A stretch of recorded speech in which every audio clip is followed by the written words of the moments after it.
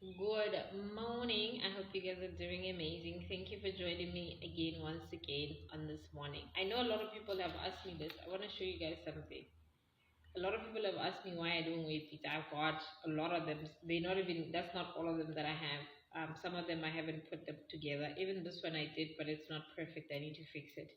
I just don't wear beads. It's not a requirement for my journey to wear beads, but today I've decided to wear them just to show you that, guys, be flexible, be adaptable, just go with the flow. When it comes to spirituality, there's no rule of thumb. Just because somebody else does something doesn't mean that you must also do the same thing. So I'm sending love and light to everyone. I hope you guys are doing amazing. I've got a story for you. I've been meaning to make a video about the story for a while. So a few years ago, when I started my spiritual journey, remember I've shared the story that I found out that I was spiritually gifted, maybe say 2 or 3 years before.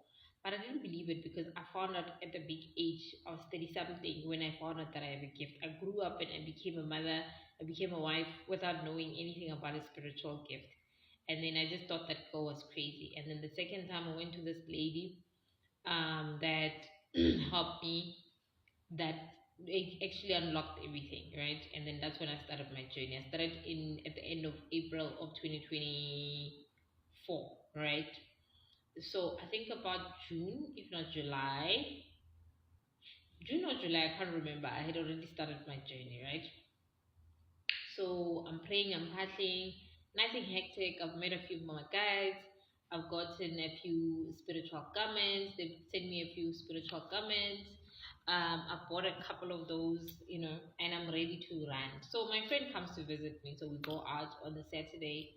We went to Chisanyama, and then went to this other restaurant, had fun. It was a crazy night. Almost there's always a story to tell.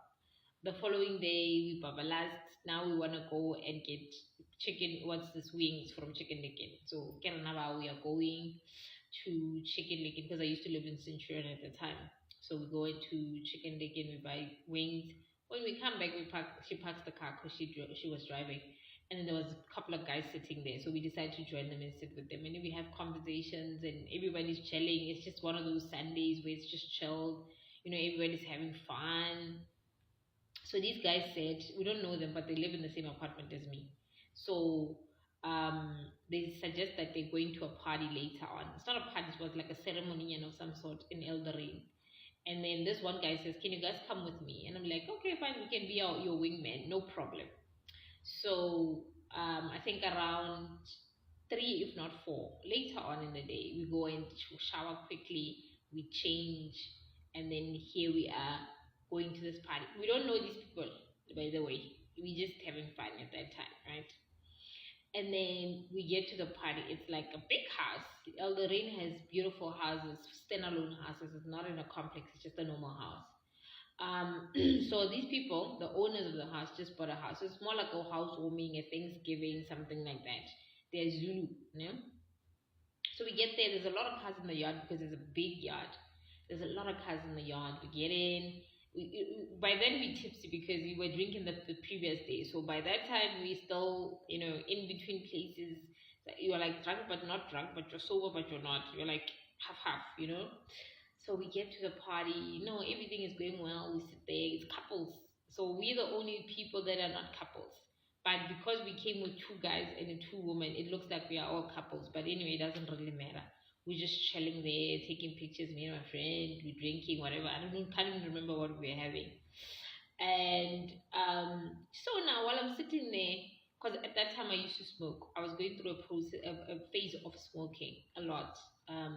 For those that didn't know, I've gone through a phase of smoking because of Ikesa. I do have a male ancestor that's leading, and sometimes he would make me smoke, and it was a struggle for years that I didn't understand why I just couldn't stop smoking. Anyway, I was smoking. So everyone is staring at me, obviously, because these ladies are grounded about mama. And I mean, again, I'm drunk and I'm drinking and I'm smoking in front of everyone. So I'm standing there by myself. And the dog keeps barking, barking, barking, barking, barking, like going crazy. It's on a leash. It's not far from me. And then I'm like, huh? And then the dog says to me, I don't know what's going on. They didn't explain to me what is happening here. And I'm like, huh? Did I just hear the dog saying that to me? I questioned myself for a while, right? First time I'm hearing and first time I'm seeing this. And I'm like, did I just hear the dog? For some reason, I had no fear. I had no judgment. I didn't care. So I called the guy that I came with. I'm like, dude, can you please find the owners of this house? Even if it's the wife or the husband, whoever, please find them because I need to deliver a message quickly. Guy Shem didn't hesitate, went to look for the owner of the house, the man, the husband, his older guy, is like 50 something. He rocks up. I'm like, what's happening here? What are you guys doing here? Why are we here basically? Because I got invited by Unati. And he's like, no, we're doing umsebenzi for to thank Abatabala for the house and what. I'm like, no, he didn't do it right. He's like, why? What do you mean? Because he's a very traditional man. I'm like, do you see that dog? He's like, yeah. I'm like, that's one of your guys. But you didn't explain Uguti what's going on because he's asking me Uguti what's going on here. He's not happy. Have you seen this dog has been barking the whole day? He's like, you are right, you know that. He has been complaining the whole entire day. And he's not a complainer at all. And he's like, so what must I do? I'm like, just go and speak to the dog. That's all you have to do. Just go and sit. The same way you were supposed to have a conversation with the dog and let it know what's going on. All dogs, because there was 2 or 3 dogs there. Speak to some of them. Just go close to it, pet it, and just speak softly. You don't have to make a noise. You don't have to give it anything. Just say, no, this is what's going on, and. Just before I finished saying what I'm saying, the dog became loose on the leash. The dog was running the whole yard, going up and down. People are running now. That imagine you have people over and then there's a dog on off the leash, and then this dog is running in the yard everywhere. Now they're trying to contain it, and then eventually they could get it to come down, and then they put it on a leash. Immediately after they put it on a leash, he called his wife. They came and they spoke to the dog. While I'm standing like a little bit far, so I can't hear what they're saying. Everyone else can't, and everyone else doesn't know. They really know what we spoke about. They don't know what they are doing. So they went there, like they're giving the dogs food, and they had a conversation. I promise you, immediately after they spoke to the dog went quiet. Fine. I'm a stranger, by the way. I don't know these people. I came because of Unat.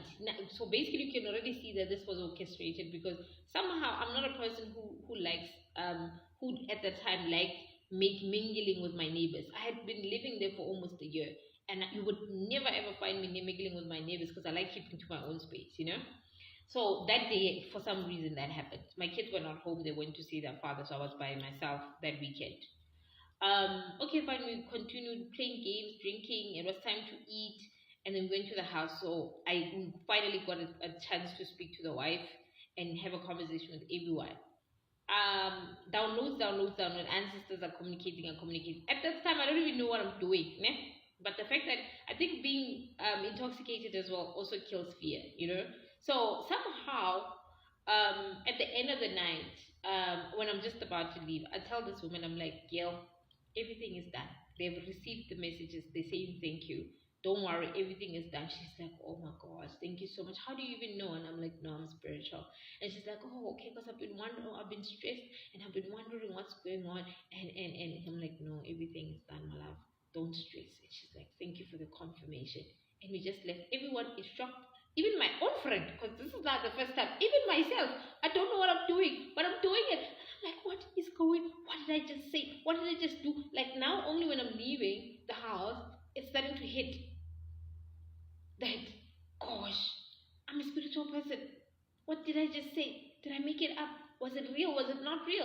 Like it was just a weird encounter that I've had. And then from that day, I knew that I do pet mediumship as well, which I connect to any kind of spirit, trees, plants, animals.